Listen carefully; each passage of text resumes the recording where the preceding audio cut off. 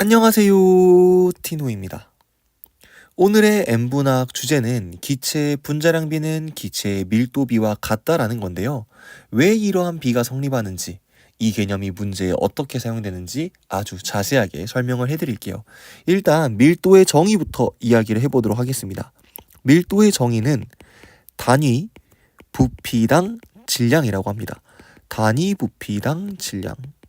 여러분들이 여기에서 이 단위라는 말을 처음 들어보셨을 수도 있거든요. 근데 화학 문제를 풀다 보면 단위 부피, 단위 질량처럼 단위가 들어간 말이 상당히 많이 나와요. 이 단위의 의미는 뭐냐면요.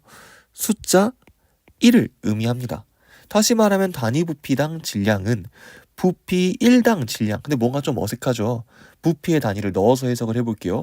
보통 우리가 부피의 단위로 밀리리터와 리터를 많이 사용하니까 단위 부피당 질량은 1ml당 질량 또는 1리터당 질량의 의미를 갖고 있는 거예요. 그럼 여기에서 우리는 밀도의 단위를 만들어낼 수가 있습니다. 1리터당 질량으로 단위를 만들어 볼게요. 그럼 어떻게 단위를 만들어주면 돼요? 1리터당 질량, 이렇게 그램 퍼 리터의 단위를 만들 수 있는 겁니다. 여기에서 진짜 중요한 내용 하나 알려드릴게요. 화학에서 무슨 당 무슨 이런 개념이 상당히 많이 나와요. 그냥 예시로 동그라미당 세모라고 표현을 할게요. 이렇게 개념이 정의된 경우에는 이 개념을 분수식으로 동그라미 분의 세모로 정의할 수 있습니다. 여기에서도 단위 부피당 질량이라는 표현이 나왔죠. 그럼 얘는 어떻게 정의할 수 있는 거예요? 부피분의 질량으로 정의할 수 있는 거예요. 그래서 밀도를 구하는 공식이 부피분의 질량인 거죠. 이렇게 밀도를 구하는 공식이 분수식으로 정리가 됐잖아요. 이때 밀도의 단위는 분자 단위 퍼 분모의 단위로 정의가 되는데요. 우리가 질량의 단위로 그램, 부피의 단위로 리터 사용하잖아요. 그래서 그램 퍼 리터 이렇게 단위가 정의된다. 이런 식으로도 설명을 할 수 있죠. 알고 계셔야 돼요. 밀도의 정의는 단위 부피당 질량이며 화학이든 어디에서든 동그라미당 세모라는 말이 나오면 동그라미 분의 세모로 해석을 할 수 있다. 그러면 이제 밀도에 대한 이해를 끝냈으니 이 비에 대한 이야기를 한번 해보도록 할게요. 이 비가 성립한다는 걸 선생님이 총 3가지 방법으로 설명을 해드릴 거거든요. 이때 기체의 예시로는 메테인, 암모니아, 이산화탄소 이렇게 3개 가지고 설명을 할 거예요. 색깔을 달리한 이유는 뭐 따로 구분하지 않더라도 노란색으로 쓰면 메테인에 대한 값, 연두색이면 암모니아, 민트색이면 이산화탄소에 대한 값으로 받아들이시라고 이렇게 색깔을 나눠서 써놓은 겁니다. 그럼 설명 시작해 볼게요. 첫 번째 방법은 세 기체의 부피가 같을 때를 이용하는 방법입니다. 자, 세 기체의 부피가 몇으로 같은 상관이 없어요. 뭐 예를 들어서 세 기체의 부피가 모두 1리터로 동일한 상황이라고 이야기를 해볼게요. 혹시 저번 N분화학에서 배웠던 아보가드로 법칙 기억나세요? 세 기체의 온도와 압력이 같다면 기체의 부피비는 분자수 비와 같아요. 세 기체의 부피가 같다면 여기에 들어있는 기체의 분자수는 모두 똑같을 거예요. 그럼 결국 분수의 개수가 모두 같으니 이 친구들의 질량비는 각각의 분자가 얼마나 무거운지에 따라서만 달라질 거예요. 근데 한 개의 질량을 상대적으로 표현한 게 뭐예요? 분자량이죠. 아, 그럼 얘네들의 질량비는 어떻게 정의가 될 것이다? 16대 17대 44로 정의가 될 거라는 거죠. 부피가 같을 때 부피 속에 들어있는 분자수가 같으니 그 부피에 해당하는 질량은 한 개당 질량비랑 똑같을 것이다. 이렇게 접근하는 방법입니다. 두 번째는 밀도의 단위를 이용해서 정의를 해볼게요. 밀도의 단위가 뭐예요? 그램 퍼 리터거든요. 마찬가지로 아보가드로 법칙을 생각하는 겁니다. 기체의 부피비는 기체의 분자수 비와 같아요. 즉 여기에 있는 리터는 누구에 따라 달라질 것이다. 바로 기체의 몰에 따라 달라질 것이다. 그럼 결국 여기에 나와 있는 그램 퍼 리터 단위의 의미는 그램 퍼 몰과 똑같은 거예요. 물론 여기 단위에 리터가 들어갈 때의 밀도값하고 몰이 들어갈 때의 수치는 당연히 달라지겠지만 이 단위가 갖고 있는 의미 자체는 똑같다는 거죠. 부피당 질량. 근데 부피가 어차피 분자수에 따라 결정이 되니까 분자수당 질량. 근데 이 단위 저번 N분화학에서 배웠죠. 몰, 당, 질량. 몰 질량이에요. 몰 질량은 어떻게 정의해요? 분자량의 g/몰을 붙여서 정의하죠. 밀도의 단위가 몰 질량의 단위랑 동일하게 표현되네. 밀도비는 몰 질량의 비, 분자량의 비와 같겠구나. 이렇게 생각하는 방법입니다. 세 번째는 그냥 실제로 계산을 해보는 거예요. 어떻게 계산을 해볼 거냐면요.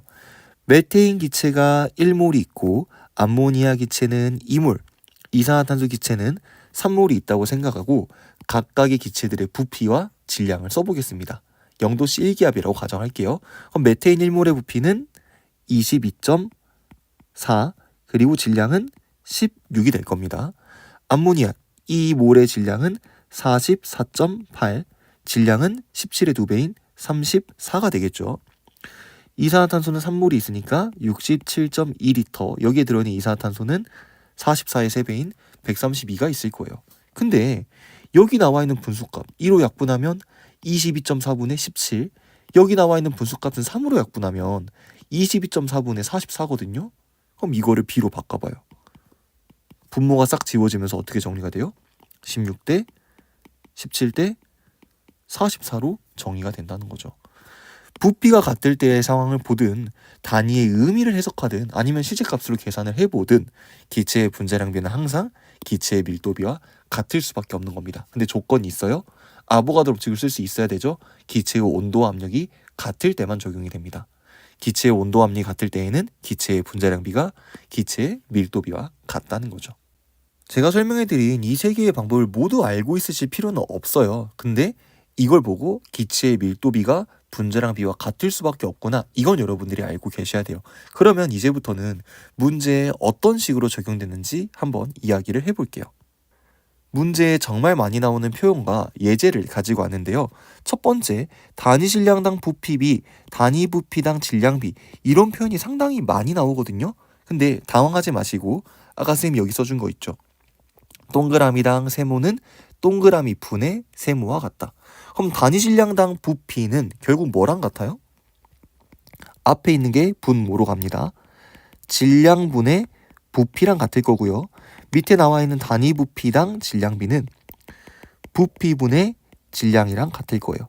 그럼 얘를 밀도에 대한 식으로 표현을 해볼까요? 밀도는 부피분의 질량이에요. 그럼 여기 나와 있는 질량분의 부피는 바로 밀도의 역수가 될 겁니다.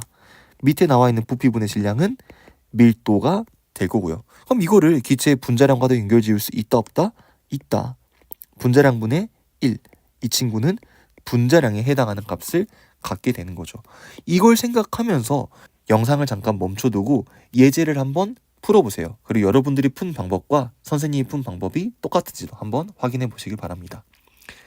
AB2하고 AB3가 있는데 단위 질량당 부피 B가 지금 여기 나와 있는 말이죠. 그러면 이 수치는 분자량의 역수비구나. 근데 그게 몇 대 몇이라고 나와 있어요? 5대 4라고 나와 있죠. 그러면 여기에서 두 기체의 분자량 B는 몇 대 몇인 걸 알 수 있어요? 4대 5인 걸 알 수 있겠죠. 그러면 어차피 우리가 구하려고 하는 게 A와 B의 원자량이 아니라 원자량 B니까 이거를 실제 분자량처럼 활용을 해볼게요. AB2가 4, AB3가 5의 분자량을 갖는다. 이렇게 분자식이 바뀔 때 B 하나가 늘었죠. 그때 분자량이 몇이 늘어요? 1이 늘어요. 아하, B 하나의 원자량은 1로 표현될 수 있겠구나. 그럼 여기에다가 1 대입해보세요. A 플러스 2가 4가 나와야 되죠. A의 원자량은 2로 표현이 되겠네요. 결과적으로 A와 B의 원자량 B는 몇 대 몇이 나온다? 2대 1이 나온다. 이렇게 풀어줄 수 있는 거예요. 이 영상을 완벽하게 이해하신 분들은요, 앞으로 단위 질량당 부피, 단위 부피당 질량이라는 말이 나오는 문제는 틀릴 일이 없습니다. 이게 끝이에요. 근데 단위 질량당 부피가 이게 밀도의 역수인지 분자량의 역수인지 그 의미를 모르는 사람은 좀 문제 풀이가 어려워질 수 있겠죠.